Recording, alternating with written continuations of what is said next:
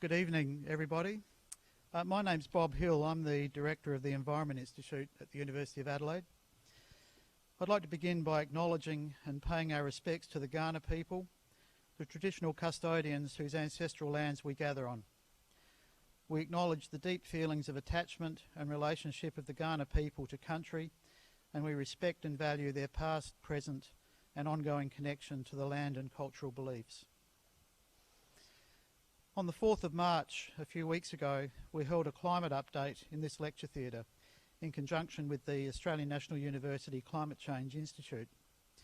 Many of you were present for that event. The data that were presented on the rate and magnitude of climate change were genuinely frightening and left much for us to think about. However, my overriding impression was that the audience was left a little frustrated because they accepted that we had a problem, but they were seeking possible solutions. What can we do to limit the damage or even reverse the trend? That was the genesis of tonight's event, where we bring together a panel of 6 experts to explain some of the work being done at the University of Adelaide on adaptation and mitigation. We also invited all major political parties to send representatives tonight, and I'm pleased to welcome Senator Rex Patrick from the Centre Alliance Party and Emeritus Professor Barbara Pocock, who is the Greens candidate for the federal seat of Adelaide. Both will be invited to speak briefly later in the evening.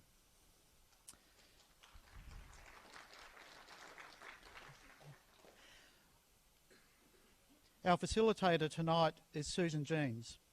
Susan is a director at Jeans Holland and Associates and at the Australian Renewable Energy Agency. She chairs the Industry Advisory Board to the University of Adelaide's Centre for Energy Technology.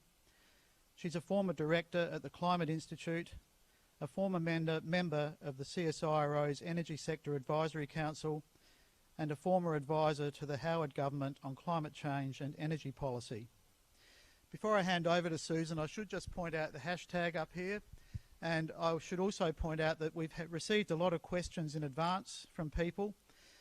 We've tried to incorporate as many of those tonight as we can, but we will give you the opportunity to submit questions later, or in fact contact us after the event, and we'll do our best to respond to all of them. We're certainly keen to try and address all questions that have been put to us, and thank you for the very strong response we got to that. So I'd now like to hand over to Susan to begin the presentations. Thank you. Good evening, ladies and gentlemen. Tonight you'll hear from some of the nation's leading experts in their vastly different fields about their work on the impacts of accelerated climate change. These fields include agriculture, water, psychology, biology, economics, mitigation technologies, adaptation responses and policy. Action is needed across all these areas if we are going to get to the targets we've set at the lowest cost.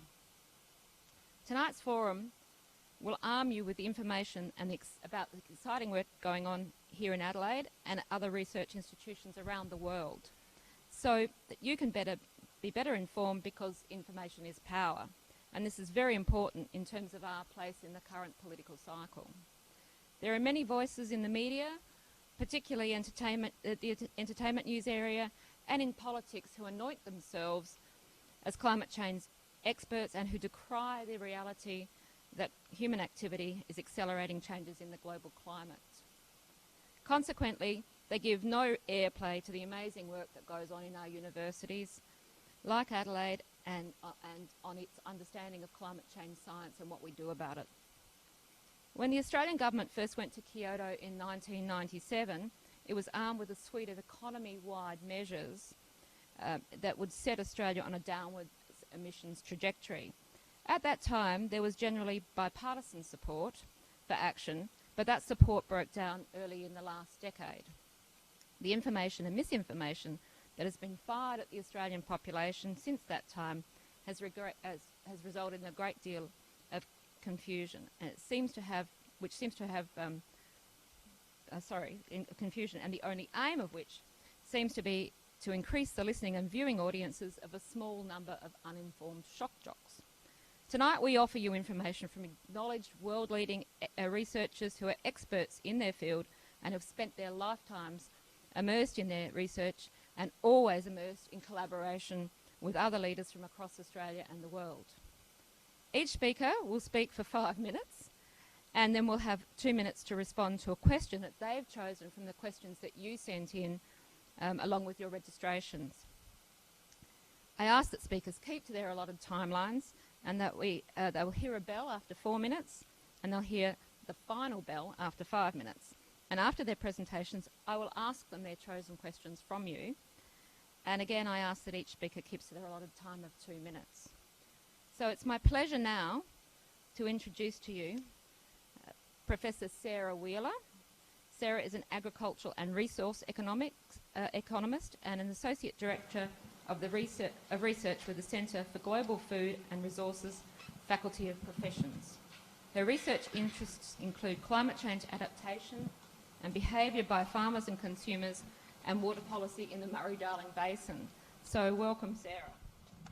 Thank you.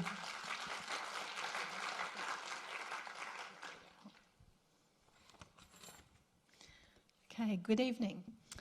All right, so 99% of our scientists believe that climate change science is now settled.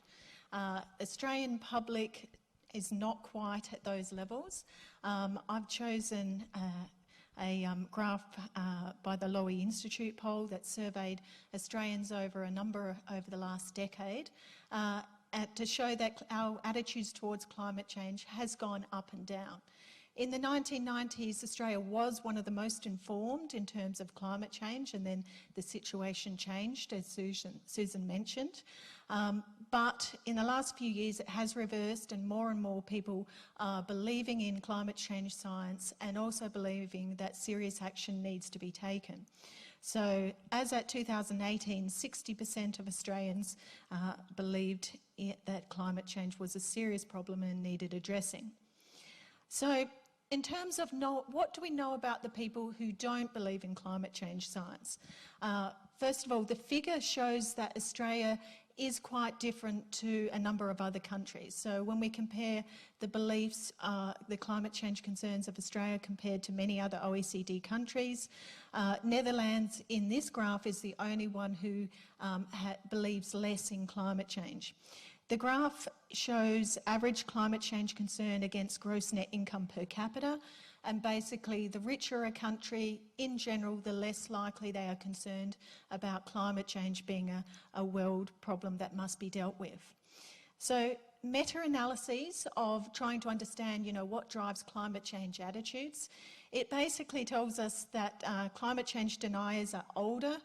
They are more likely to be older, male, less educated, wealthier, both at an individual household level, but also at the country level, as you can see in the graph.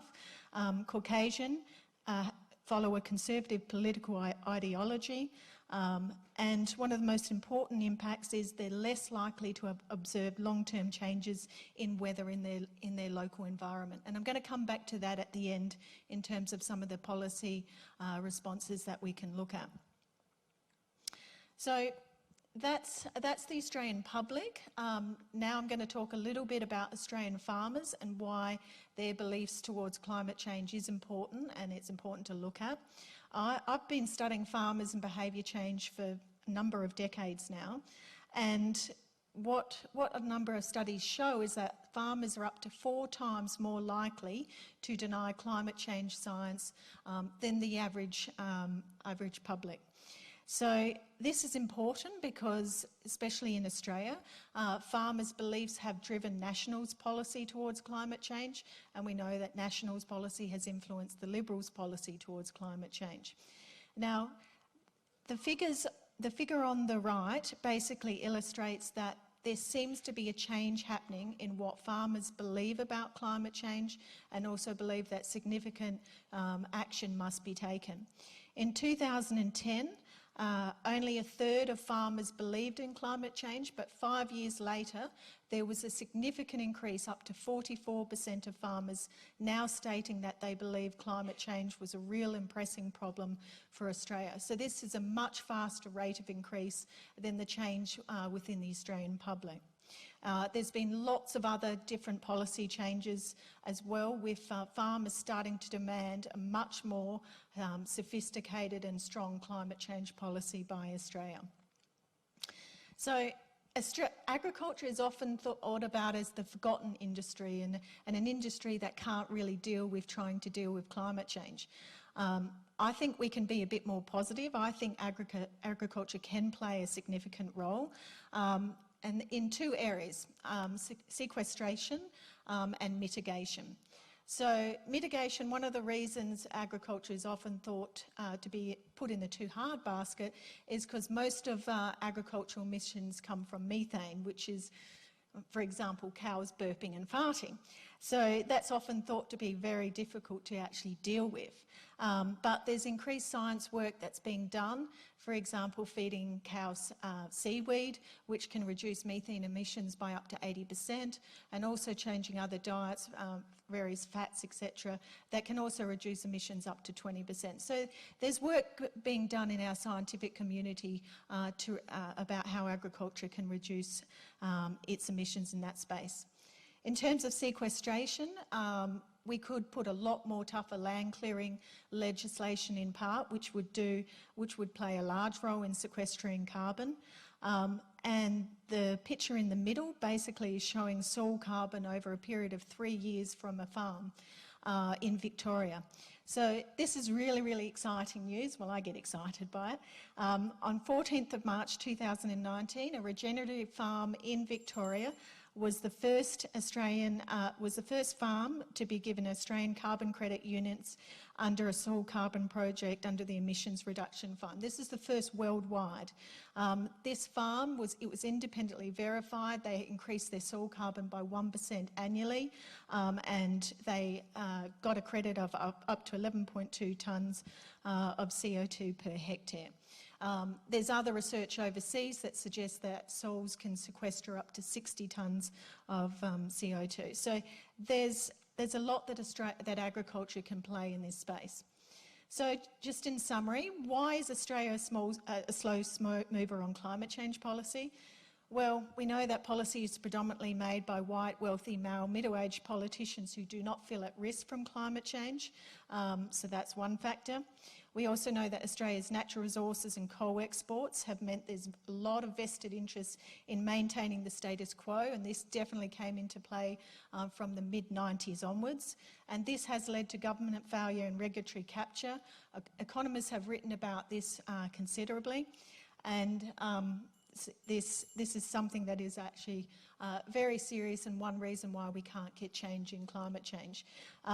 One example, The Guardian published New South Wales ministers' meetings from 2014 to 2018 about who they met with, and basically it found one of the findings was the New South Wales Minerals Council met ministers once a week over the 4-year period, and they had up to 10 times more access to ministers than environment, scientific, NGO groups. So that's just an example of regulatory capture.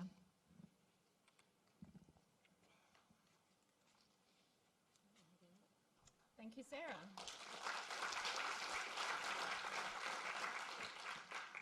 So my job is to ask your questions for you. So Sarah, is there a difference in people's attitudes to climate change and their pro-environmental behaviours, and what can be done about the gap, especially for climate deniers? Yes, so we know that the more a person believes in climate change and the more they're concerned about it, we know that this does drive a series of pro-environmental and climate change behaviour. So it is a positive influence, but there is a gap. There is a significant gap between what people believe and how they behave. Work that I've been doing is also trying to establish, is there a link by once people behave in a certain way, is there a feedback loop from behaviour to attitudes? And what we find, it really can depend on A, the type of behaviour, and B, the type of person. So, for example, for an environmentally motivated household, the more that they undertake really expensive mitigation behaviour, we can actually detect a decrease in their climate change concerns because, in a sense, they felt that they've done a part of their work. But it doesn't happen in every household and different types of households. For farmers, we actually find something different. So the more that climate change attitudes do influence farm adaptation, especially in terms of water scarcity and other adaptation measures on farm. But what we find is there is a positive feedback loop between if we can get farmers to undertake certain types of climate change actions, it can then positively influence on their attitudes, and then their attitudes positively influence on their behaviour. So again, it is a complex story, the link between attitudes and behaviour. In terms of what can be done about the gap, especially for climate change deniers, well, at the broad level, we could talk about this for a very long time, but we have to seek transparency and good governance as much as possible. We have to encourage diverse, more female membership of political parties to try and get change. And at the individual consumer and farmer level, not one measure is going to actually drive behavioural change all the way through. So we need a combination of education, science, regulation, remove subsidies, improve pricing, carbon tax, improve incentives to behavioural change. And most importantly, one of the things I think when we're talking about education is we must emphasise the local impacts of climate change on people's surrounding environment over time. So this is one of the most important things. The more that we can emphasise how much someone's local environment has changed, that seems to be one of the significant factors in changing climate change deniers into being climate change believers.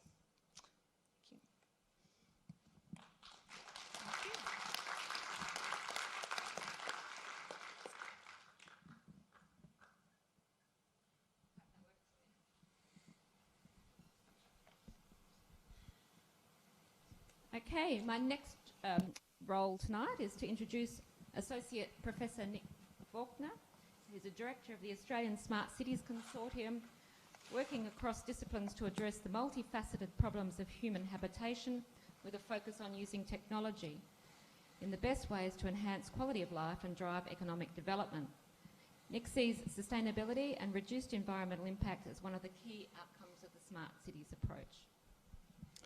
Thank you very much. It's rather loud. Well, thank you. It's a great opportunity to follow on from what was said before, because what I'm going to talk about today is using measurement in order to guide how we try and develop these policy changes, but also how we show people the impact of what it is that they're doing. There's an old saying from business which is, you can't manage what you don't measure. And the counterpoint to that is the things that you measure tend to become the things that you consider to be important. And in the 5 minutes that I've got, I'm going to talk briefly about the existing measurement that we have and the capability we have in 21st century living to be able to capture a lot of the ways that we live so that we can determine when we've made real and valuable change, how we can address climate change with some of these new modes of measurement, why I'm not going to tell you to convert everybody into robots and run around and change everything overnight, because whenever we think about technology, we have to think about the human factors involved. And from the talk just before me, the human factors are incredibly important. If we try and force things down onto people, there's going to be an awful lot of resistance. And finally, and very close to my heart, I'm going to be talking about data ethics and privacy. If we're going to be capturing all of this information, even with the best intentions, how is it that we're actually going to make sure that we don't come up with something that is worse than the situation we find ourselves in? Right now, the city, anywhere that we live, we say city, but we mean anywhere that human beings live, there are vast amounts of information, where cars are going, what traffic flows are like, which level crossings are down, who's using what kind of vehicle. And the way that we've designed our habitation is generally in response to that. Cities that have lived a long time, cities that have developed, places where people have lived for a long time have things in common. And we adapt those. We adapt to changes, we measure what's going on. Sometimes we do sensible things like redesigning traffic flows in high-density situations. Sometimes we just build more roads, but we always respond to changes in the environment.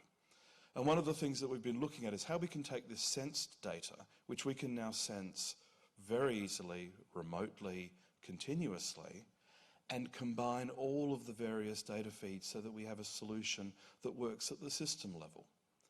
There's a classic example from London of the M25, the giant road that rings London, and they had these traffic jams caused by people braking because they were going too fast and they'd brake, and all the cars were so close that they would actually start accumulating in these braking patterns that existed for no reason except somebody had braked, and these traffic jams would go back for miles.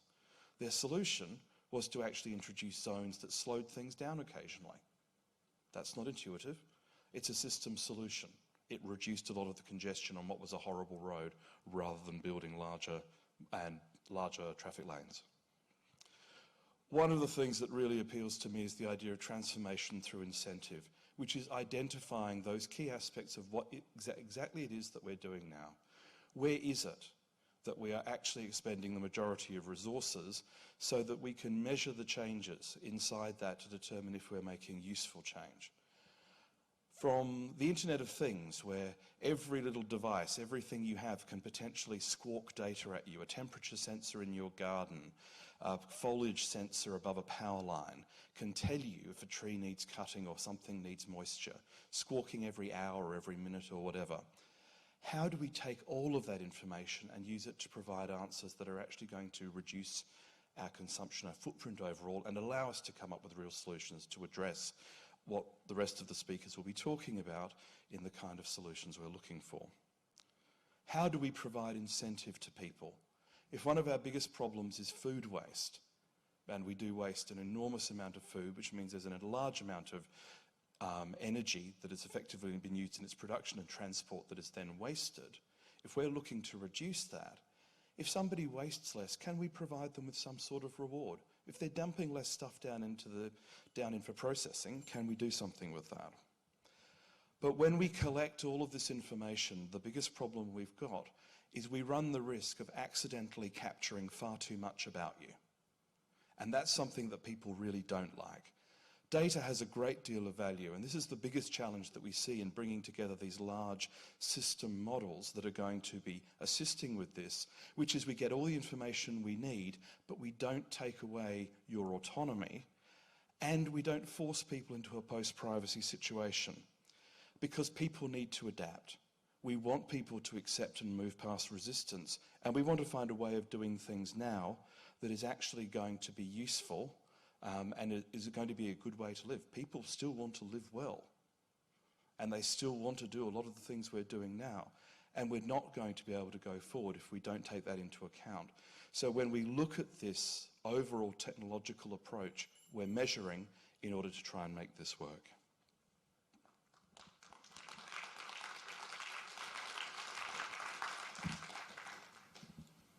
Extra clap for finishing precisely on time. Nick, you also have chosen two questions from our audience tonight. The first one is, what role do electric cars and other transport vehicles play in achieving emissions targets? And what role does the decreasing consumption of animal products play in achieving emissions targets? Okay. Thank you very much. I know that there's going to be a lot more discussion about the role of electrics later on. The electric car itself is a part of the problem.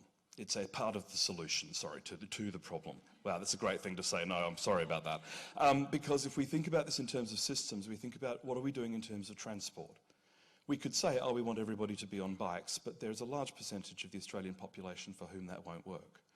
So when we think about all of these transport solutions, one of the reasons I talk about systems is because integrated transport is a matter of taking into account those people who can walk, those people who can bike, those people who actually need cars, people with toddlers, people who need those sorts of assistance things. We have people in all sorts of phases of their life.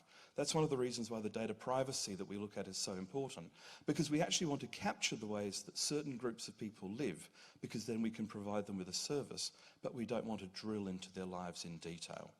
So there's a significant role for the transformation of transport, using things like the electric car, but we see this as being something as part of a systems approach based on the data of the city. Now this one I actually alluded to earlier in terms of the decreasing consumption of animal product.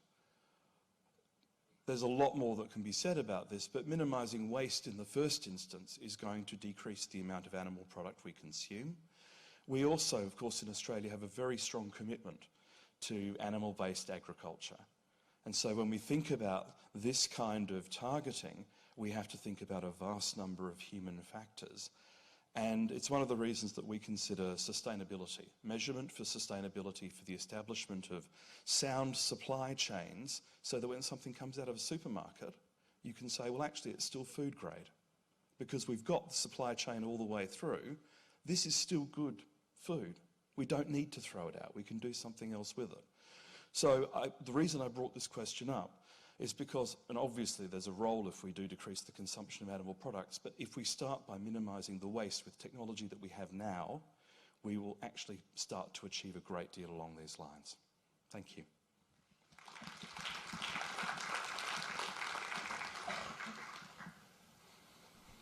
Thanks, Nick. Our next speaker tonight is Professor Bronwyn Jalandis. She's the Deputy Director at the Environment Institute here and a marine biologist. She's currently leading the climate action through the blue carbon research here at the university. So take a breath. Think about it. Where does your oxygen actually come from? Of course it comes from photosynthetic plants or photosynthetic organisms like plants. But probably what most people are not aware of is that most of what you breathe actually comes from the ocean. It's been estimated that 2 out of every 3 breaths you take comes from the ocean. Similarly, the largest natural carbon sink on Earth is actually the ocean. And that absorbs significant amounts of anthropogenic carbon dioxide emissions. But our coastal vegetated habitats, things like our mangrove forests, our seagrass beds, our salt marsh or samphire habitats, have often been termed blue carbon habitats.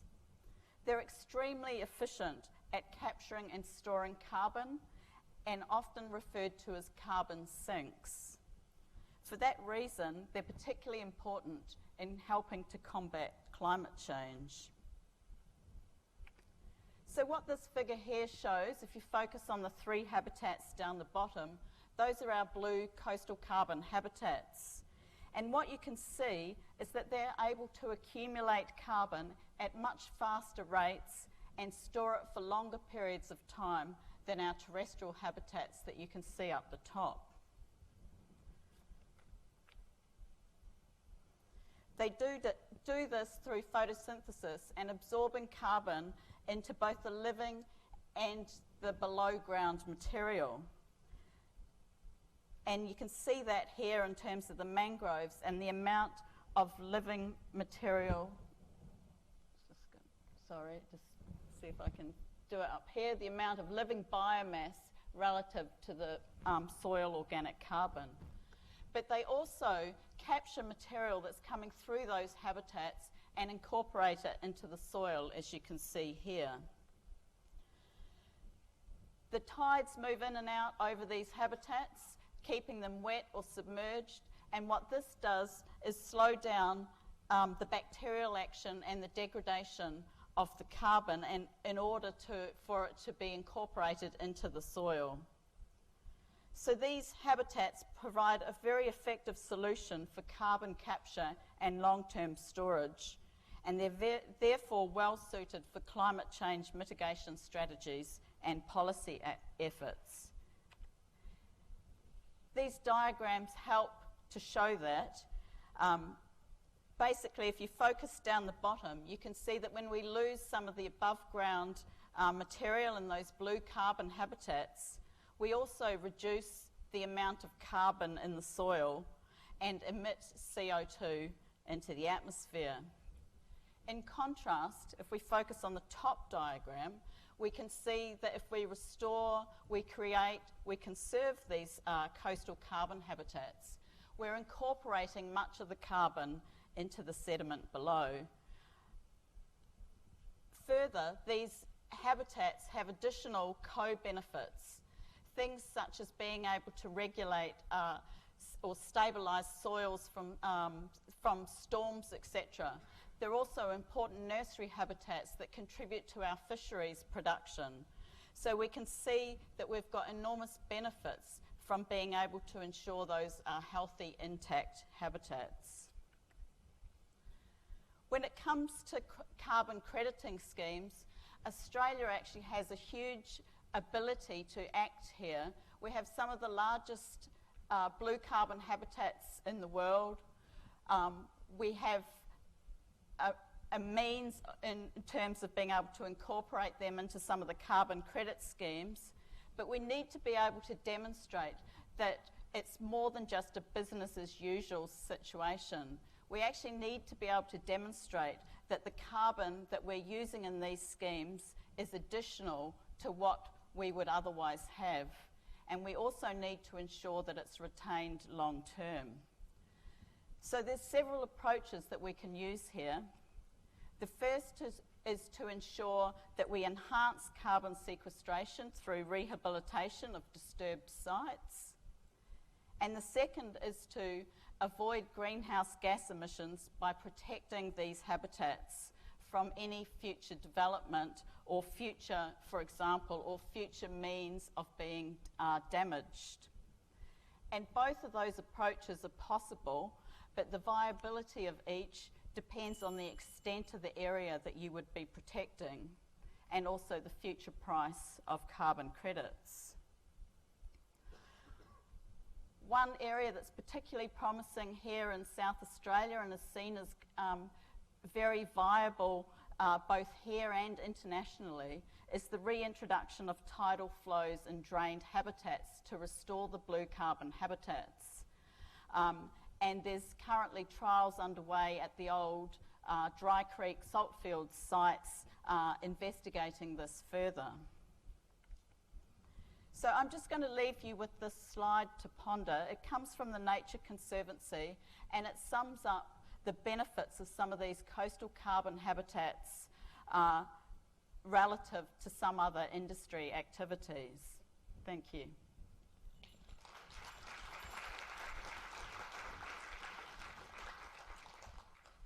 Thank you, Bronwyn. Your question that you've chosen from the audience tonight is how might climate change affect fisheries and aquaculture? Thank you.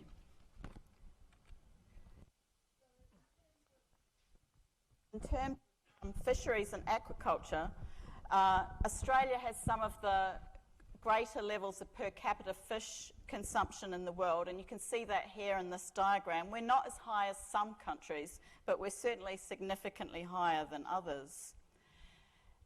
From a lot of studies, the focus has been on invertebrate fisheries being negatively affected rather than, say, some of the finfish species, and there's been considerable work looking at range extensions of species, how they might adapt to a changing climate.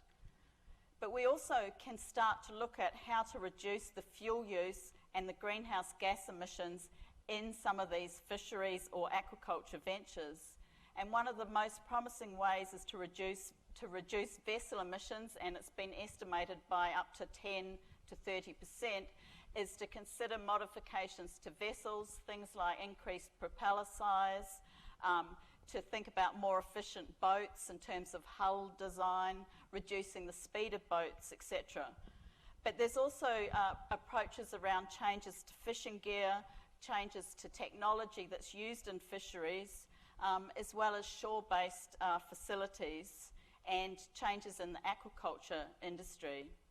But another approach is to think about fuel use and greenhouse gas emissions in terms of some of the management strategies that are actually put into fisheries and aquaculture. So I was just going to conclude with this slide here. There's been a recent study that's looked at environmental costs of aquaculture, fisheries and agriculture, and these three slides here sum up some of the potentially more beneficial in terms of environmental effects based on greenhouse gas emissions. One of them is the small pelagic fisheries, because you're capturing a large number of fish for very little effort relative to some species. Another one is bivalve farming, so things like mussels, where essentially you've got them out in the water using very little energy. They're basically filter feeding what's there. And the third one is salmon farming, where again we've got quite high feed conversion ratios. We're not having to pump water, etc. through. So there's options there around how to reduce our greenhouse gas emissions, etc., around fisheries and aquaculture.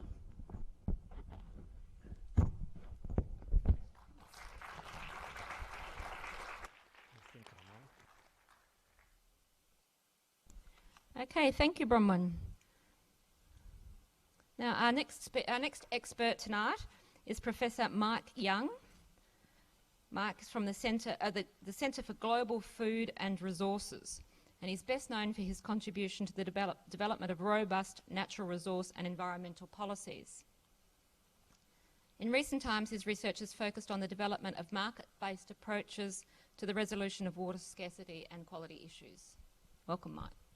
Thanks, Susan, and thank you very much for the chance to be here to talk to you. What's the real question, the real issue? Somehow we have to limit access to the climate. Then having set the limits, the targets, whatever you call it, ultimately we've got to find a way how to share access and then allow people who've got those rights, whatever they are, to use that part of the climate which we can use. There's some really important policy realities that have to be dealt with. Ultimately, Australia is going to have to deal with not just the targets to 2020 or 2030 or 2050 or 2070. In fact, we're going to have to deal with this problem forever. And that's a very important first building block. The current policy approach in Australia, I think, is kindly described as messy and probably less kindly described as clumsy. We've set up electricity markets that are working very, very well, but don't really have to deal properly with the targets. We're subsidising lots of things, issuing grants all over the place in a way that is very unpredictable. I can predict with certainty that in the next few weeks there will be some more promises made, some of which will be honoured. But if you're in business, you won't know if you're going to get one of these or not. And if in fact the business investment you made last week is going to be the wrong one to have made because government has thrown yet another subsidy into the system. We're setting renewable energy targets. We've got some quasi-emission trading systems working where some people get credit, some people can't. We're talking about setting up strategies of various sorts. It's not a tidy process. We also haven't agreed on what the target is. We don't have bipartisan support. The Liberal National Party currently talks about achieving between a 25 and 28% reduction. The Labor Party is talking about a much more ambitious one of 45% target by 2030 and net zero emissions by 2050. If you look at how the pie is cut today, electricity is around about a third of our emissions, the blue bit. There's the technology around now probably to take that to zero by 2030, 2040. Stationary energy, the red bit, can be probably similarly produced if some of the research you're going to hear about comes to fruition. Transport is also solvable by moving to electric cars, hydrogen, and we're left with agriculture and some complicated other bits that I don't need to go in. But I think it's important to understand and now to start discussing how we're going to deal with the post-2030, post-2040 agenda. Business in all of this wants policy certainty. We've learnt that business is good at innovating when you give them clear direction and confidence, and they do invest. But we're not giving them that opportunity. The first thing we could do is decide to set a target and keep Australian emissions within that, to set up a regime, as we have in our water management systems, to stick within the limit, whatever it is. Yes, we'll get some cheating. Yes, we'll have to deal with it, but the mechanisms that are needed to do that are known. Communities and government want revenue out of whatever system we put in place, hence the carbon tax which we tried and abandoned. Governments need money, communities want and need money. They need money so they can put in place arrangements so people perceive they're not going to be worse off. So if you put all this together, what would a global state-of-the-art system look like? The one I want to very quickly float is very similar to some of the water sharing systems we use, minus and learning off the mistakes we've made in getting accounting right and coveraging all issues. We could agree as a nation to set an annually determined limit and lock it in place. And understand that might need to be varied. If everybody starts going slow and doesn't quite make 2030, we might want to go a bit slower first. If it all looks confident, the whole world could decide to go faster. You need an adaptive framework. You could share access by putting limits in place and issuing, say, 10 shares per person to all of Australia. We could then decide to take 1 or 2% of those shares every year and auction them and create the revenue streams and distribute that between federal, state and local government. So you've got certainty for industry in terms of the shares. You've got a permit trading system which you can bring in credits. And then you could establish a central share register and make the shares mortgageable so that industry could finance the innovation, as we do in water. And then we could set up a management authority of some sort to manage the interface between the credits, the sharing and accounting systems. Very simple, there's a lot of detail around, but it could be rolled out by, if you think through this and look at carbon prices and carbon taxes around, that share portfolio would probably be worth about 50 billion. A 1% return would produce about 5 billion per annum. Governments could still subsidise and do whatever they want to do, but they might backtrack once they see that industry comes in and innovates and adjusts. Implementation, you would grandfather in all of the existing emitters. You could start with electricity next year quite comfortably. Large stationary industry, actually the year after. Smaller energy stationary systems and sources by 2023. And agriculture and the other emissions down the track. We'd need to talk carefully about that. But essentially, that's a framework which is doable, very simple to put in place, and would be global state-of-the-art.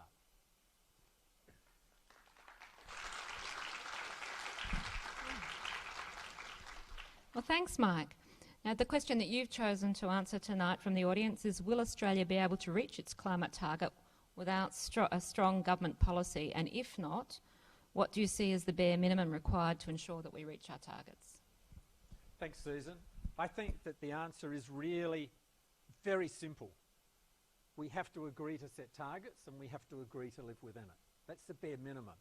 If we talk about it and take the current messy, clumsy approach that we're doing at the moment, we can be confident that we will miss the targets because they always seem too hard, too difficult, we won't quite get there.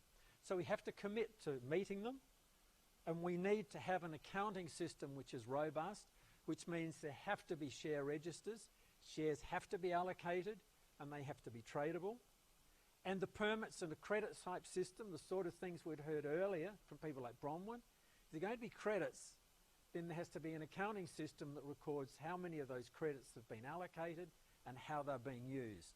And we have to build a system which adaptively manages our way forward. And it has to look something like what I've put to place. We can have a temporary emissions trading system, you can have a temporary permit system, but ultimately if this nation could commit to dealing with climate change forever and putting a robust accounting system in place, we would lead the world. And while we still have problems in water, I think it's undisputed around the world that Australia now has one of the very, very best water management systems, and it's been amazing to see how much technology has come to Australia because of the water trading and water sharing systems we have. Australia could do the same in climate and profit all the way as we go forward.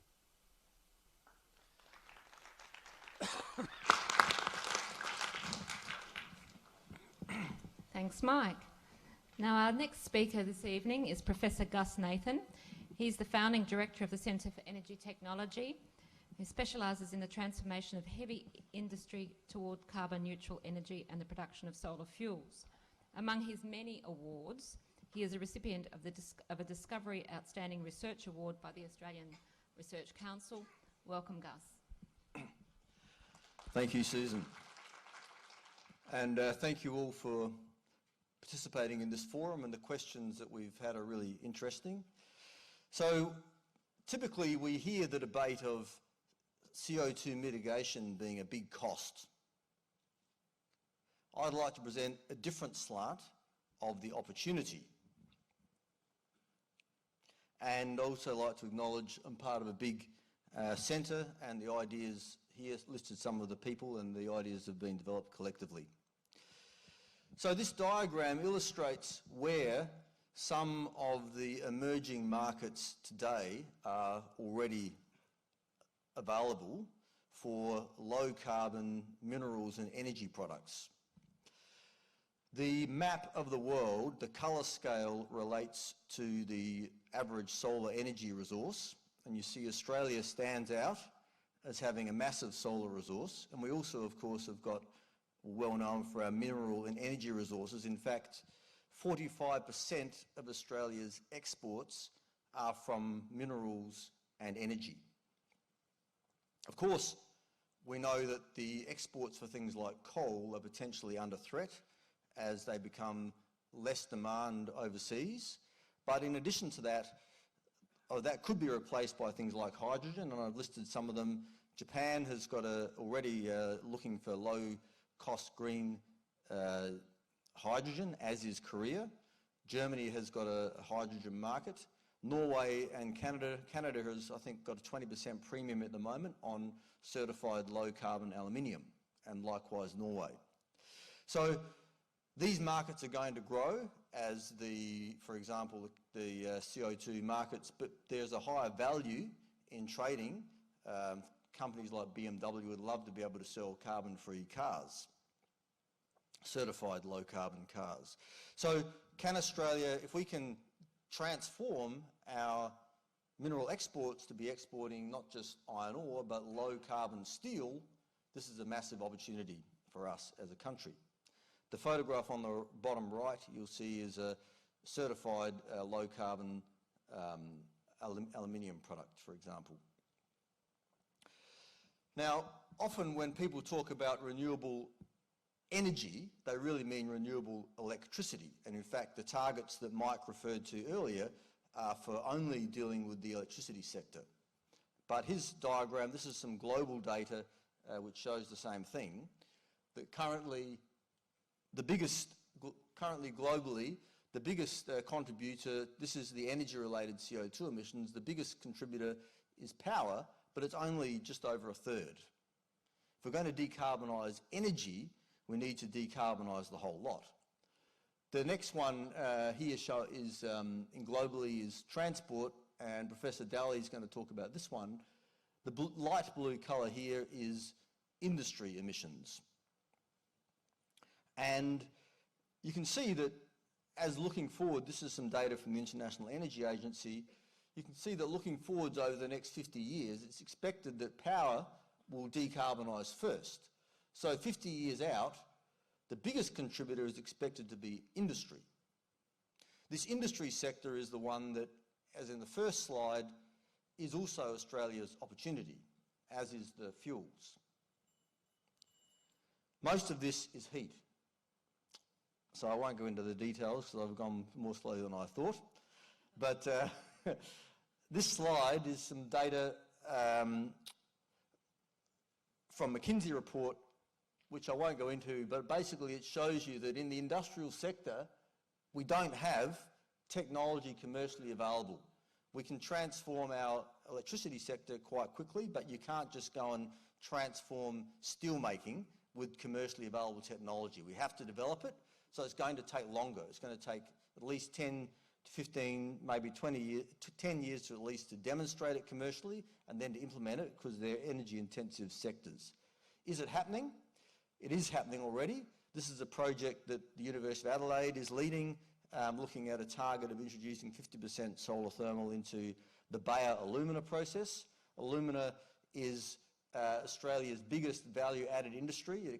This industry alone accounts for 40% of Australia's industrial greenhouse emissions, but it is also transforming because of this opportunity in low-carbon products. So, closing, the key points I'd like to make is that energy-based CO2 is not only electricity, that's only about a third. We need to also consider industry and transport. We need a plan to mitigate CO2, therefore, not only in electricity but in all of these sectors, and the industrial and transport sectors will take longer. The heavy industry sector is particularly challenging. It's a trade-exposed industry. The industry plants have got a very long life with low margins, so it needs to be given special consideration. And also the technology for it is largely pre-commercial, so we need to invest in it to allow us to capitalise on this opportunity, because these low CO2 markets are emerging, so decarbonising is not just a cost, it's an opportunity, but we do need to invest in it to be able to capitalise on it. But on the other hand, it may be easier to attract bipartisan political support if there's a market there, so that's perhaps the upside. And finally, we need to invest in this technology if we're going to capitalise on this early mover advantage. Thank you, Susan. Thank you, Gus. I know how much work you do in so many other areas of finding solutions. It's unfair that everybody has only 5 minutes to talk about the amazing work that they do. The question you've chosen from the audience tonight is, what approaches can be used to remove CO2 from the atmosphere given the anticipated overshoot?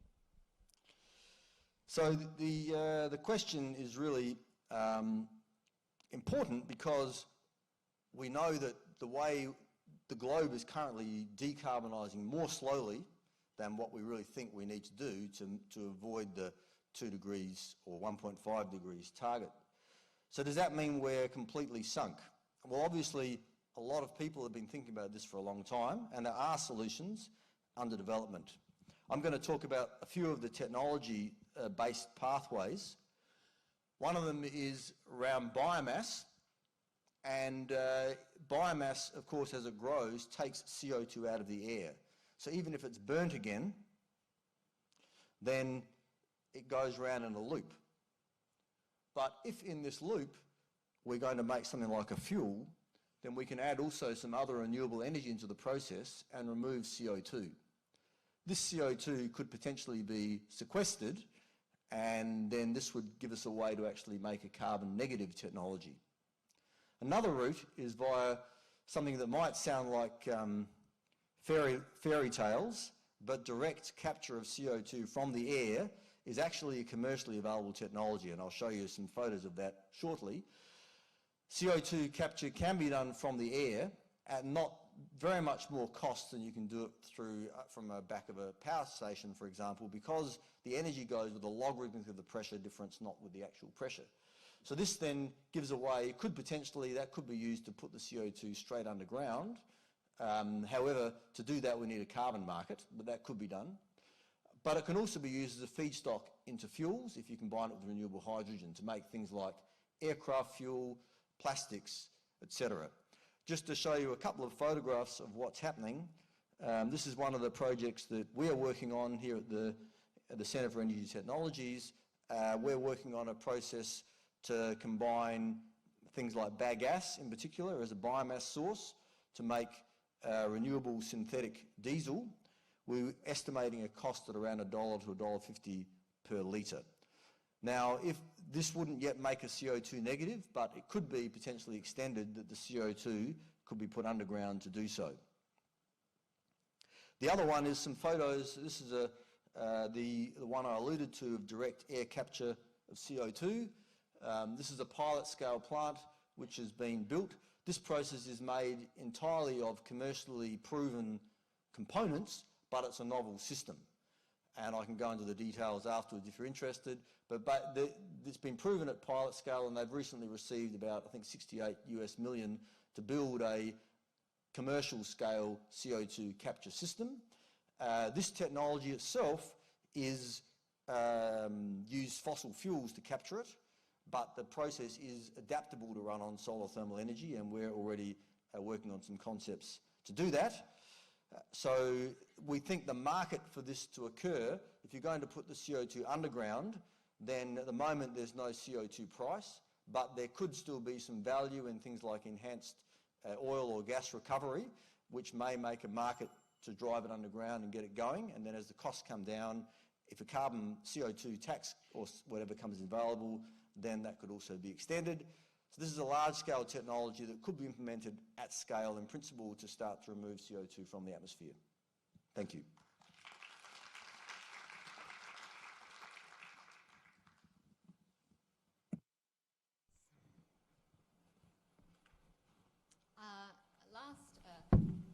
Last panellist and our expert speaker tonight is Professor Bassam Daley. He's the Deputy Director of the Centre for Energy Technology, and he has expertise across energy, fuels and combustion. Bassam's contributions have been recognised in many awards, including being named South Australia's Energy Professional of the Year by the Institute of Energy, and he's a Fellow of the International Combustion Institute. Welcome, Bassam. Thank you. Good evening all. Thank you for the opportunity. So I want to talk about the transport sector. Gus alluded how important this sector is, and Mark mentioned that it's 17% of our emission. So here's where the distribution of these emissions coming from, and you could see in here what we usually call low-duty vehicles, so these are small vehicles, and you could see that more than 50% of the emissions come from these. Interesting graph, if you look at the increase in sales of cars and big trucks and so on, somewhere around sort of the late 90s, somehow we loved our cars, and the increase in the number of small cars have, increased over anything else that we've done. And hence we ended up what we see in here, and hence you could see the emission from these cars is substantial as compared to everything else. The lighter colors is the projection 2017 to 2030, but you could see how, for example, pickup trucks are going to be more than normal cars, so there's some projection for alternatives.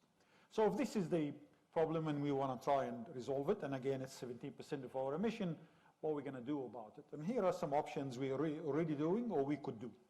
The first thing is the hybrid cars, Prius or Camry, or there's others as well. Another is using renewable fuels. So a hybrid car is simply one which has a normal engine, petrol engine, diesel for that matter, and then a set of batteries.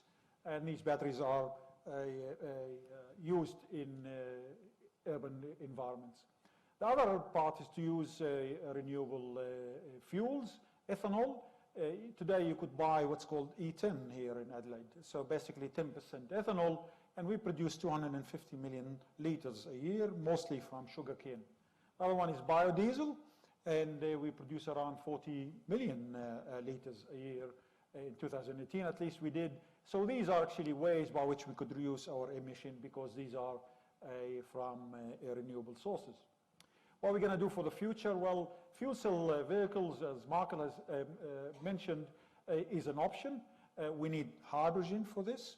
We need pure hydrogen for that. It's very efficient. So 1 kilogram of hydrogen will drive you 100 kilometers. Think about that. So it's currently too expensive to produce. There is a lack of infrastructure. We need to be able to store it and transport it. It's mature technology. Electrolysis is available, although it is expensive. The cars are still expensive in here. And then you could have long distance range and heavy vehicles as well. Now this solution is a medium to long term. That's not something we're going to have tomorrow. The other more sort of immediate short terms are the electric vehicles. And there's two types. One is just batteries in there. Another is hybrid. In other words, you can have what's called plug-in. At home, you could just plug it in overnight and charge the batteries, or you could run a normal petrol engine for this. So hybrid is the best of both worlds, and I'm predicting that this will be actually the car that most people want to buy, because you could take it in the weekend for a drive to the beach, but also you could drive it every day to work if you like. So you could charge it at night, off-peak, sort of cheap rate. It's efficient, highly efficient. Minimal infrastructure investment because we could charge it at home, but obviously we need other charging stations. and it's a short-term solution. We could do it tomorrow. Electric vehicle is just, as the name implies, you also refer to as EVs, but it's restricted to small vehicles, what's called low-duty vehicles. It's existing technology, very efficient. Cars are still expensive. I'll show you a figure later on. Charging infrastructure investment is needed. Limited range, that seems to be the problem. In that, okay,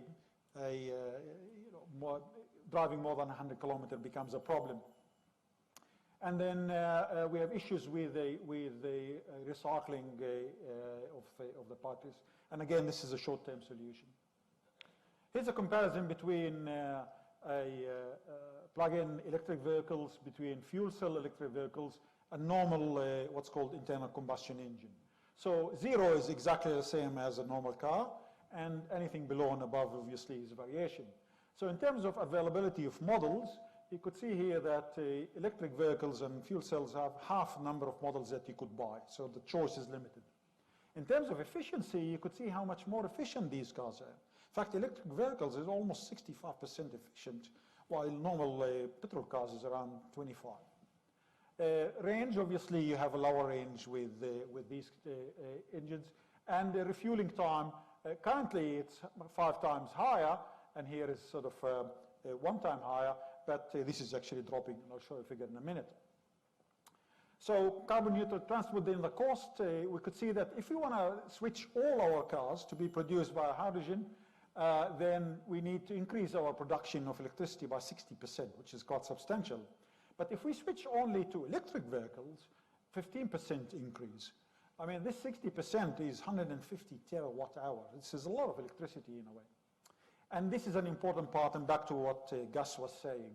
If we to switch to electric vehicles, we need, all of our fleet, we need to increase the production of lithium 10-folds.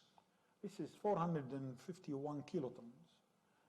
6 times more cobalt, 4 times more graphite production, 2.4 times of indium. Now, if you're producing a lot of CO2 out of that, then obviously we're saving in one place, but you're spending in another. Pathways, so this work we're doing, sorry Susan, I'm going over time. Greg Meda here is on the last year.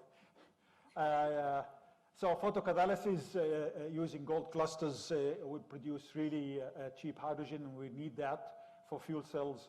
Solar looping, molten metals, that's something Gus is working on, solar thermal, and also effective batteries. That's it. Thank you.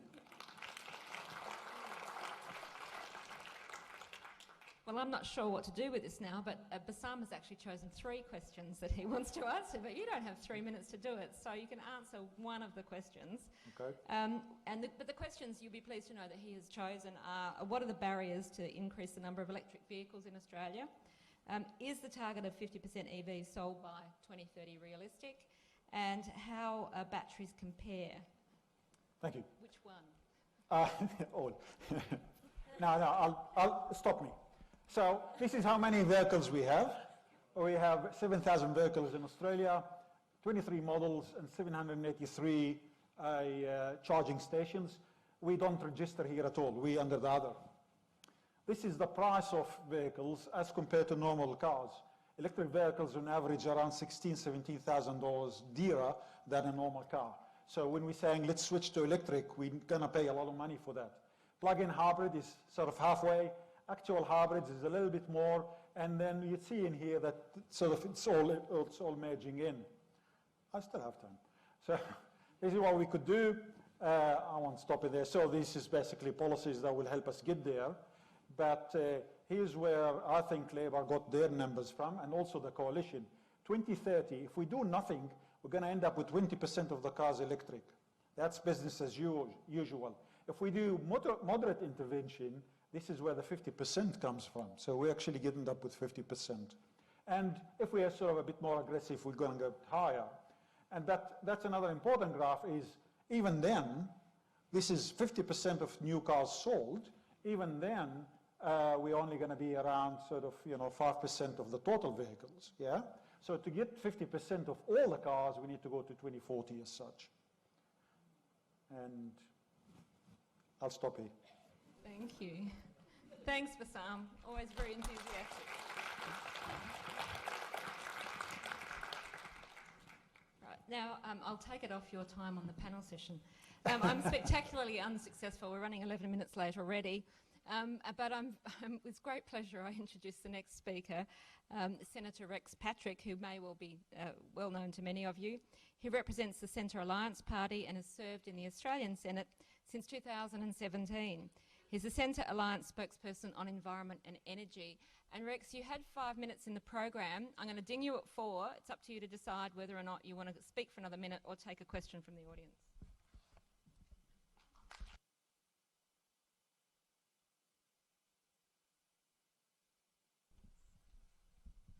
Well, thank you very much, Susan. I'm in trouble here. I'm not an expert like the predecessors to me, and indeed, if I go with Sarah's checklist, I'm a white male, middle-aged, and a politician. So there's a few problems there.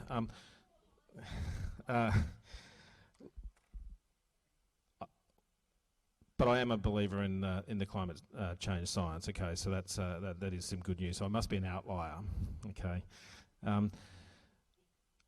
The problem I have as a politician is that people come and talk to me all the time about their issues, and I must integrate all of those issues into any solution that I consider when I'm voting in the Senate. To give you a good example, I have a lot more people come and talk to me about electricity prices than talk to me about climate change. So I have to pay regard to that. In the context of moving forward, and I really do want to see us move towards renewable energy, in the next Parliament, assuming Labor gets in, not actually sure what will happen if the Liberals get in, but if Labor get in, they will likely reintroduce the NEG, and they will set a climate target of 35% as opposed to the Paris targets. The Greens will insist on 65%. That's their policy. How do I have to look at that? Mindful of that person that comes into my office and talks about electricity prices, and it could be a business or or simply a constituent.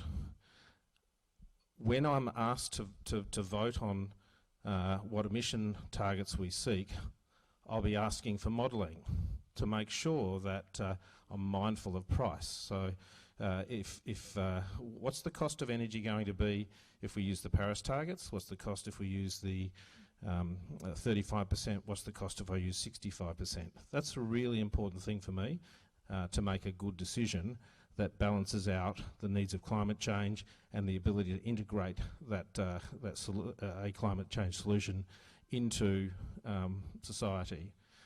Electric vehicles, another great, almost a no-brainer. I don't know whether the Liberal Party didn't pick up on this. It's a great way of moving forward. We know there's about 19% of our emissions come from the transport sector. I think we're going to get there in the end anyway. That's something we can adopt reasonably quickly, and in fact, as an outcome of the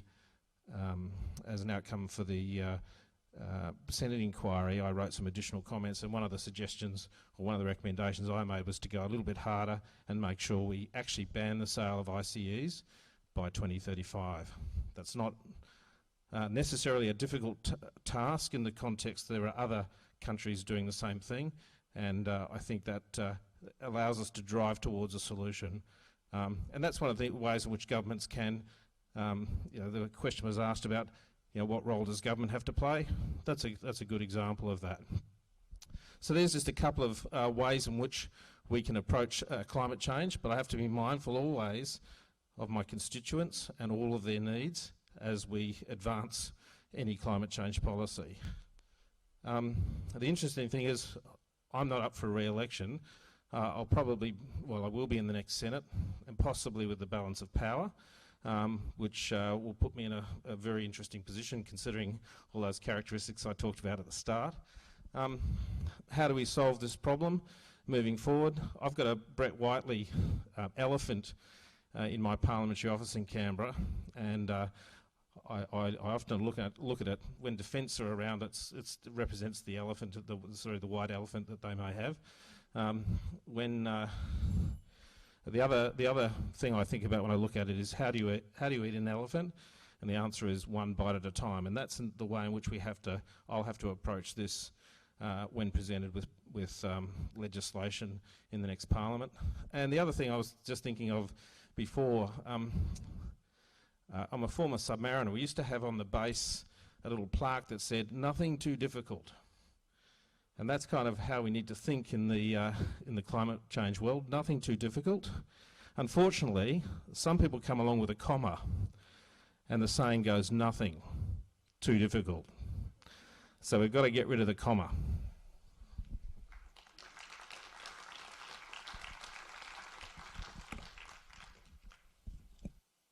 Thanks, Rex. Thanks very much. Yep. Now, our next speaker, and Barbara, I'll offer you the same deal. If you want to talk for 5 minutes, we'll miss a question. But Barbara Pocock is the Australian Greens candidate for the seat of Adelaide in the current federal election. She's an emeritus professor at the University of South Australia. Barbara was initially trained as an economist and has been involved in policy, research and advocacy throughout her working life of over 30 years. Thanks. Do I use that one? Yes. Thank you. And thanks so much for being here. I feel like I've witnessed a double miracle. All of these academics who are only 11 minutes after speaking, that's one miracle. And the other miracle is Rex was within time. So I mustn't talk too much. It's great to be back here and, at my alma mater. And I'm a nervous social scientist who's jumped the fence. You know, I spent a lot of time writing papers and being an expert on a very small thing, which is what most academics are. And now I'm out, rather than writing research evidence and thinking about the policy implication, on the other side of the fence. And as Rex points out, it's a complex process of weighing things up. I made the mistake of retiring 5 years ago and then picking up the IPCC reports and reading about climate science. And I became very alarmed, and I am alarmed about the state of the world and climate change and the extinction, the rate of extinction that we're seeing in so many species. And that is why I'm standing for the Greens in this lower house seat of Adelaide in the current election. I am motivated by a sense of responsibility, of having had the trifecta of free university, access to decent housing, and permanent work, which I know universities offer only to 1 in 2 academics these days. I feel a responsibility to take to participate in democracy on an issue I feel passionately about. One of the things I've had to do as a politician is door knock. And I have to tell you that I've door knocked all over Adelaide, 120,000 people. I haven't knocked on all their doors. I wouldn't be standing here. But the issue that people are talking about is climate. You can get a conversation if someone answers the door on climate easily, and on more than emissions and carbon, but on the river almost always. People are very concerned about water supply to this city, and they are also concerned about the Bight and drilling in the Bight and what that means. So for all of those reasons, I think these scientists are on fabulous terrain. Every academic wants to have their issues relevant, and that's exactly where you are on issues that matter so much. The Greens Party, which I want to mention policy that we're taking to the election, and I'm speaking tonight, Sarah Hanson-Young is in Sydney, but Senator Sarah Hanson-Young would like to have been here and put the Greens policy to you and taken our ambitions, explained why our ambitions are as they are. I think we're in an election where climate matters, but where we're looking at unambitious policy from the major parties at a time when we really need people to be going for stretch targets. We have an emissions goal of 63% or thereabouts of the 2005 levels to be reached by 2030, and we think we need to reach net zero by 2040. So we're pushing harder than the Labor Party on that question. We don't think we should be using Kyoto credits, and we think there are a number of pathways that really need to be pushed hard. The first of these is in relation to coal. We need to move away from coal as a country as soon as possible. We need to change our energy mix, but we also need to move away from exporting 80% of the coal that we're digging up. The second question that we think we need to do is move back to a carbon tax. As an economist, if you want people to stop using something and creating it, then you price it. We did it and it worked. Our emissions fell, and we believe as the Greens that's a system we need to turn back to. We believe that we should be going for Bassam's third line on his graph, which is 100% electric vehicles. I hear what you're saying about some of the challenges in that targeting, but we need to move as quickly as we can in our transport system generally to move if we're going to reach our targets. I think we need to also look at land clearing and agricultural policy, and I'm very struck by the oceans issues that you've drawn our attention to also, Bronwyn. They aren't in our policy, and I think it would be very interesting to talk more about that. We think we can reach 100% renewable energy within a reasonable time, 2030, if we move and support the research and development infrastructure that we're going to need to reach that goal. So they're our policies as the Greens. And in 19 days, all of you and your community and your friends and family will be placing your votes. And I want to encourage you to think very carefully about your vote. It really matters in this election. We have an opportunity to send a strong message to whoever is the Prime Minister after May the 18th, so that they take climate seriously and put in place. I know we need to move away from a messy set of mixed policy initiatives. I agree with what you said about that, Mike, but we need to move, and we need to move faster and further and on a range of fronts. So think carefully about your vote, not only in the lower house but especially in the Senate, because we've got some very unusual right-wing candidates in our state in the Senate this year, and your vote in the Senate will be very, very important. Thank you.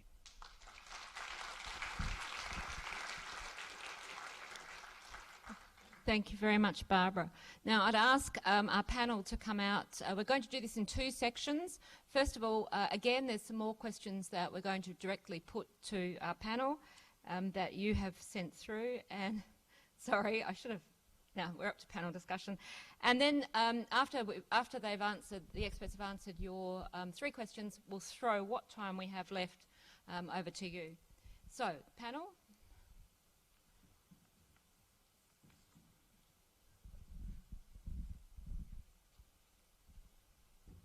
From the three questions, I would ask you all to be relatively pointed and succinct, please. Gus, I know Gus actually got in ahead of the pack. He sent in a slide to answer the first question: should Australia consider the nuclear option? This is some data from the Bloomberg New Energy Finance from 2016, showing what they anticipate being the global average of new energy additions. So you'll see the biggest one to 2040, they expect the biggest amount to come from solar energy. The nuclear is the little red dashes you see there. So this is the global average. In Australia, and this is because the cost of renewable energy is coming down. The cost of nuclear is going up because of the safety issues that have come through. But in Australia, they have a lot of additional advantages of renewables over nuclear. We'd need an act of parliament to build power stations here. We don't presently have a regulatory framework. We have a better renewable resource than the global average. There are a limited number of places in the grid where current technologies could be accommodated. Of course, new ones are under development. And also there's significant social resistance. So I guess the comment is that nuclear globally has a role in CO2 mitigation. In Australia, I think it's unlikely to have a significant role with these issues. Thank you very much. Any of your fellow panellists like to comment? Just to note that Japan and Germany actually are switching off their nuclear power stations and moving to other sources. Yeah. Japan wants to get all its energy generated from hydrogen, and most likely it's going to be produced in Australia. So if we're going to export hydrogen to Japan to generate its electricity, might as well we could use it ourselves, because we have a lot of renewable resources to be able to do it. Thank you, Bassam. Nobody else? Right. The second question: if renewable hydrogen was available today for under $2 a kilo, how long would it take to decarbonise transport and industry, and what opportunities would open up to decarbonise agriculture? Again, guess who has a slide prepared for us? You've got 1 minute. 1 minute, okay. I'll just show one slide then. 2 slides. The dollars a kilogram is showing currently it's around about nearly 6, and this is the CSIRO's anticipated cost trajectory. The blue line is the best case scenario, coming down to around about 2 with current commercial technology, their anticipation. So natural gas, this is converting the same numbers to dollars a gigajoule, and the bottom red dashed line is the cost of natural gas. So I think so markets will emerge on that current trajectory. They are emerging today, renewable electricity, but we need to have a step change in technology before industry will take over and we can compete with the price of natural gas or a carbon price. But I think the step changes are possible. We just need to invest in them. Thank you, Gus. Anybody else like to have a say? It's not really everybody else's area of expertise. They're not just, trying not to answer, except yours. You're right.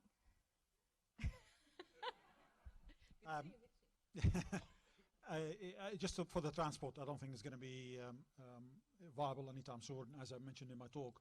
So while it will have applications in the industry, but not in transport in the short term. But there will be niche markets anyway.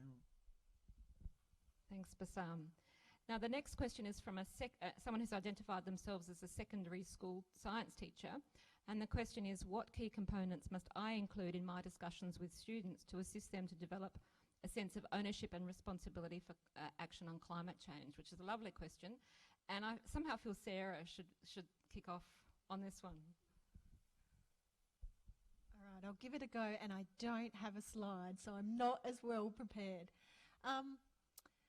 Well, there's obviously lots of things that as teachers can do, but in this situation, I think encouraging empathy as much as possible. So for teachers to try and teach their students, especially here in Australia, in Adelaide, that we are actually very well off. So we know that that the more people feel, the more well off they feel, the wealthier they are, the more that they live in a country that's ready. And by ready, it means they're economic ready in terms of GDP. They have high GDP to adapt. They have institutions that are ready to adapt to other external situations. So we know that the more people live in these sort of countries, the more protected they feel against climate change. But this is not the situation for most other countries in the world. Many residents who feel very vulnerable to climate change impacts. So in terms of teaching empathy, teaching students that, lots of people in the world are not like us, they can't adapt, I think that's probably one of the key things they can do. So one of the things that I would encourage a teacher to do is to get their children to look at where the products that they consume actually come from. And I'm talking here around some of the agricultural foodstuffs and the like, for example, think about where the fish you're eating might be actually from and what the carbon footprint around it might be. We currently import quite a lot of fish from Asia, for example. It might be slightly more expensive, but perhaps have a smaller carbon footprint to eat our own fish or fish from Australia, for example.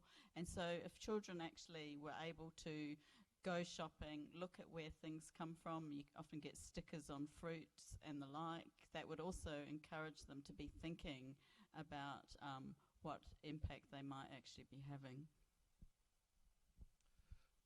The other thing that we think would be very useful is getting students involved in measuring their world, working out what it is that's going on. Some of you will be aware of the University of Adelaide's role in supporting the digital technologies curriculum adoption throughout Australia over the last 2 years, and where we've discovered a lot of success and increased confidence in both teachers and students has been giving people the opportunity to get their hands on it, to get involved.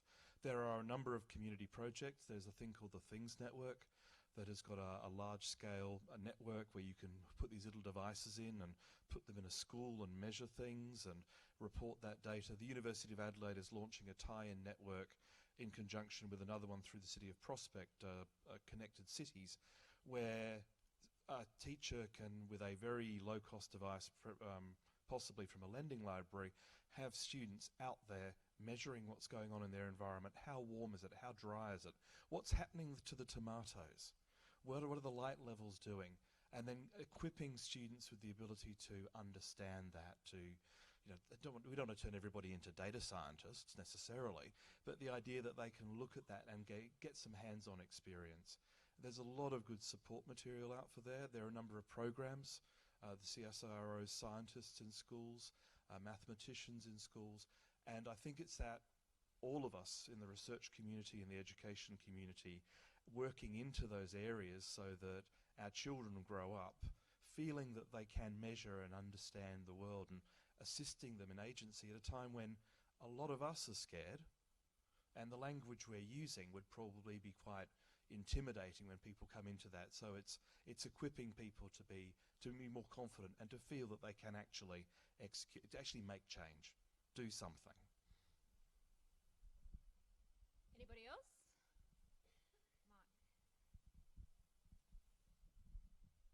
I'd like to emphasise that very last point, that change can be exciting, and to get school children used to thinking about change and not frightened by the fact that the world that they live in 10 years' time might look very, very different to the world they live in today. And that is really what we're talking about, is rapid change. But when I look back to what the world felt like and looked like when I first really came into it, what it looked like in 1970 and 1990, when I look today, it's a totally different world. So I'm not frightened, and no child should be frightened. In fact, they should be excited and understand that prosperity comes from change. Poverty comes from refusing to change and adapt. That's some great advice for our secondary teacher, wherever he or she is.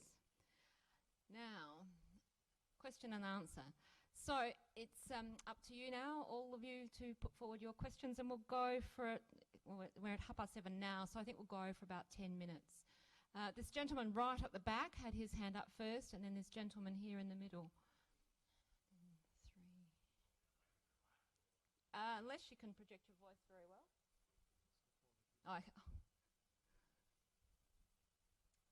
So, with all of that, who would you like to see in this coming government to implement some of these changes over the next, 2 terms, if we can get a stable government? Who wants to take that? Of course. I think we should take it out of the politicians' hand and have statutory authorities that actually can achieve the targets and find the best options for Australia, rather than politicians use it as a football. Anyone else? Nobody else. Thank you for your question. Now there's a gentleman, yes, this gentleman here with his hand up. And then there's a gentleman. Thank you. Rob Dickinson, Hydro City, everybody, you guys know me. There was lots of reference to EVs on the one hand and renewable energy on the other, but given that recharging electric vehicles from coal is worse than a petrol vehicle, you have to have renewable energy, much larger scale renewable energy in advance, progressing in advance of EVs. But nobody's talking about that. So what do we do about that? How do we educate the politicians about the need for it?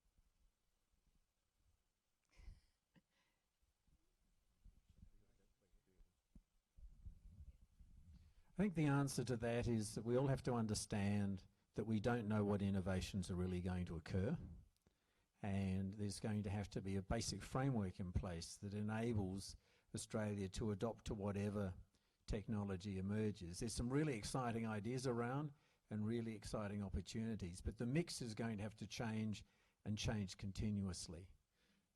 So backing any one solution is the wrong way to go. Keeping everything alive and letting innovation determine where we go is the secret to rapid change, and it's rapid change that we need. A basic framework. So I would add to that. I mean, I think the point you make, Rob, is very good. Obviously, if you run an electric vehicle from a grid that is CO2 intensive, then you don't decrease emissions. However, the other point to note is the time scale of change, which Bassam pointed out, that even if we start introducing alternative vehicles such as EVs now, it will still, because we're only going to do it by the new vehicles, it's going to take something like 20 to 30 years. Mostly vehicles stay in the fleet for some 20 odd years. So assuming we act in parallel with beginning to transform the transportation sector and the electricity sector together, otherwise we don't start doing the transportation sector now, then the time scale will still catch up with us down the track, but we won't have the other vehicles in place.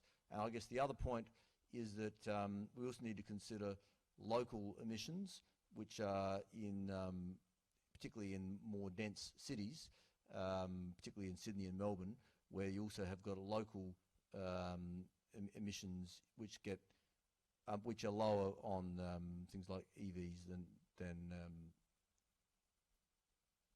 conventional petrol engines. Anyone else? Okay, it's gentleman up there with the tie. This is probably more a economics-based question rather than a science question, and it might be best directed towards Mike here, but I was wondering if you are familiar with the carbon tax and dividend policy option for tackling emissions, and if you are, what your thoughts are on its effectiveness. I think you said the revenue neutral carbon tax, is that right? Yes, totally aware of. The idea behind it is that you can tax everybody simply in proportion to what they use and then return the money back. And so there's no net impact on you other than the opportunity if you reduce emissions to profit from doing that. It's a very simple idea. It's been proposed around the world for many, many times. It's a variant of the return to the community framework, which I've suggested that you do need to give some money to federal government, some to state and some to local government. You could include that some straight to households if you wanted to, so different sharing. The important thing with all of these mechanisms is it locks people in. Once you get used to receiving money, you want to keep on receiving it. It's a human characteristic.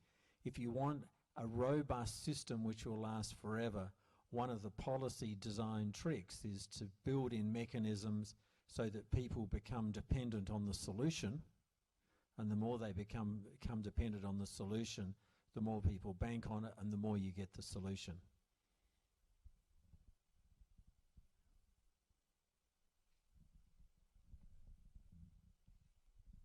Thank you. Now there was a hand up in the middle up here, was the fourth hand up behind you. But it's gone down again. So we're going to go to this young lady here in the red jacket, and then this lady here, and that gentleman there. Oh, okay. There you go. You've been awarded the next opportunity.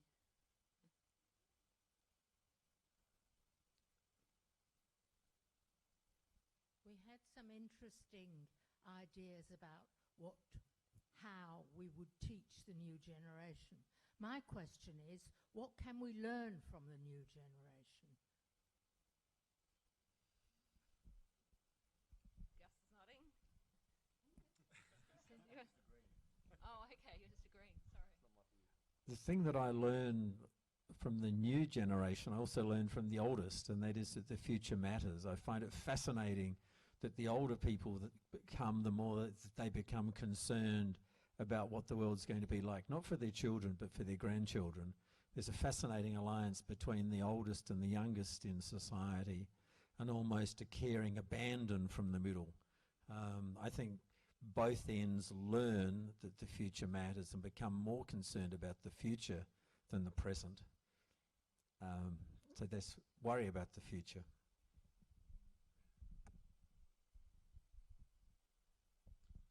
There's an old joke that if you want to solve an unsolvable problem at a university, you give it to an undergraduate who doesn't know that it's impossible.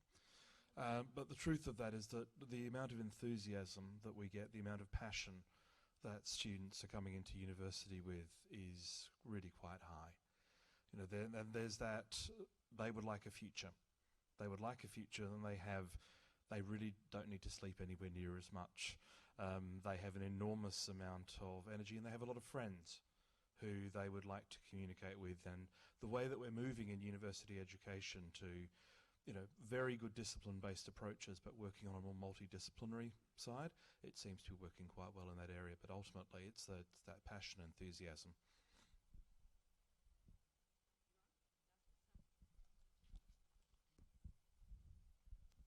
I think by the nature of the times they were born in, they are more adaptable than we will ever be ourselves in a way. Things are changing so fast, and then they got used to it. You know, a new phone, a new device, a new technology. So I don't think they're scared of the change. Just to comment on what Mark said, I think they worried about their standard of living, worried if you know, they're going to get what they have in a way, especially here in Australia. So I feel sometimes that they're amazingly adaptable if we direct them in the right direction in a way. But just a comment. Thanks, Bassam. Yes, they are amazingly adaptable. It's not necessarily related to climate change, but my 11-year-old grandson is my computer whiz, and if I learn from him, he won't be able to fix my computer for me and my programming. So I don't think he's at all afraid of anything. Now, there was a young lady here in the red jacket.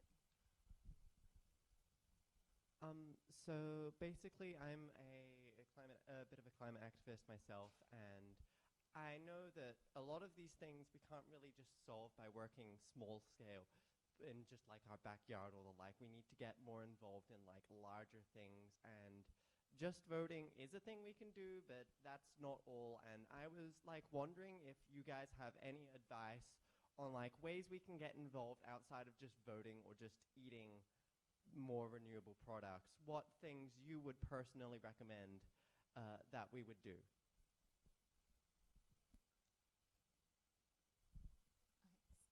Justin, half a second before you.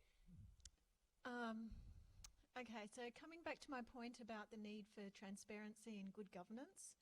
So the more individuals can highlight where vested interests are having an influence on policy, you know, whether this means highlighting meetings, increased meetings with ministers, highlighting lobby activity, etc. You know, the more we can expose vested interests for what they are, the more you can highlight the implications that they're having on policy.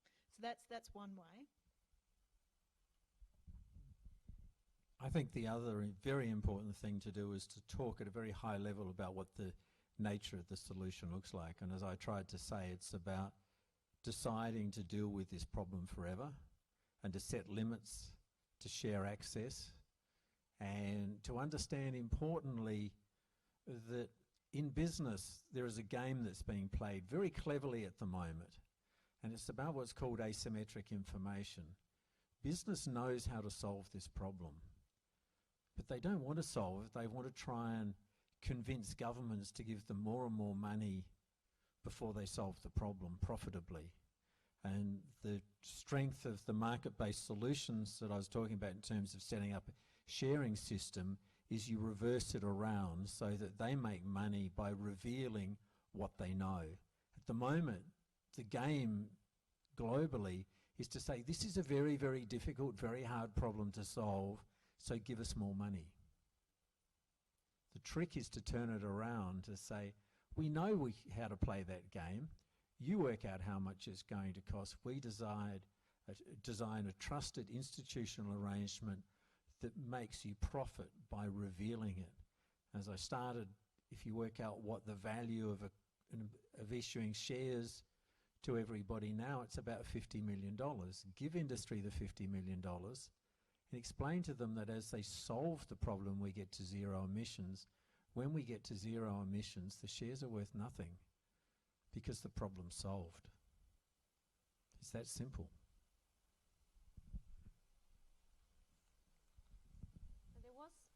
someone in here, this gentleman here, if we can have a quick response, and then we'll wrap. Last question. Thank you. I'm based in McLaren Vale. I'm a contractor, so I'm actually at the ground level. And McLaren Vale is about to roll out nationally the Sustainable Wine Growing Australia. It's going to be morphed in. It's something that actually started at the ground level, moved through community, and moved up. So we've actually done a bottom-up approach rather than a top-down approach, and I think that's sort of on there. But that aside, I think one of the things, I've been involved in agriculture most of my life, and what I've seen in a lot of agricultural sectors, and not all, and some business quite successful, is that generally that commodity prices at a point where people just make their ends meet, make their payments and everything like that, but left in the budget when they do yearly budgeting is not enough there to do environmental projects. People on the land, farms have been there for a long time, or people like that, actually have intimate knowledge about their land, and there's a lot of things they can do. But the problem is that, and I do a lot of budgeting for clients and stuff like that, at the end of the budgeting process, there's just not enough left in that budget there to actually do some decent projects. Comments, please. Yes, I totally agree. So the thing I often talk about is within the agriculture sector, get rid of subsidies that are causing harmful environmental practices, whether this is subsidising diesel, subsidising irrigation infrastructure, and start trying to pay farmers for environmental benefits. So the Europe obviously have greening the cap scheme. There's no way Australia can afford that, but the more we can do things like introduce successful soil carbon markets, the more with a carbon price government might start paying more than the current $10 that they pay per tonne. So the more you can get policies in place to encourage farmers to actually do sustainable practices, this will start increasing their bottom line of improvements to actually sustainably farm. And at the same time, you remove the incentives that are causing environmental harm. So, and alongside that, if we can introduce, as you would know, there's markets for organics and biodynamic agricultural price premiums paid. The more you can encourage consumers to pay more for their produce, I think that's something, that's a marketing ploy that really needs to be undertaken. So those are all things that can be done. I might add that once you give people the opportunity to have access to an asset like shares, they rarely argue to have them thrown away. It's really interesting in all the fights around water policy in Australia, it's always over what the limit should be and how much farmers should have. None of them ever argue to throw away their water rights. If you define it as share of a varying limit, then you're there. They all want that. They'll fight like mad over the limit, and that's the right argument we should have. And if you think through 50 million and farmers are about a quarter basically of all the emissions, that's a lot of money to offer the agricultural sector to get around and incentivise them to adjust. It'll be interesting to see if they say it's too difficult, we have to stay out and we let electricity, stationary industry, transport move ahead, or if they want to be in before the value of the shares becomes very, very low.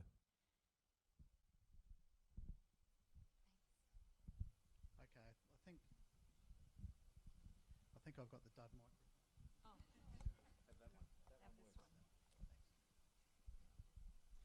Okay, look, we'll wrap it up there. Thank you all for being very patient tonight. Firstly, can I thank you all for coming out tonight? It's great to see so many people interested in this event. I'd like to thank Rex and Barbara for making the effort to be here. Thank you very much. Susan, thank you for your job tonight, keeping us all under control. And in particular, this was something of an experiment for us to run a panel event like this. And the panel have done an extraordinary job in keeping to schedule and doing a fine job answering questions. So thank you all. Could you please give a round of applause to our panel?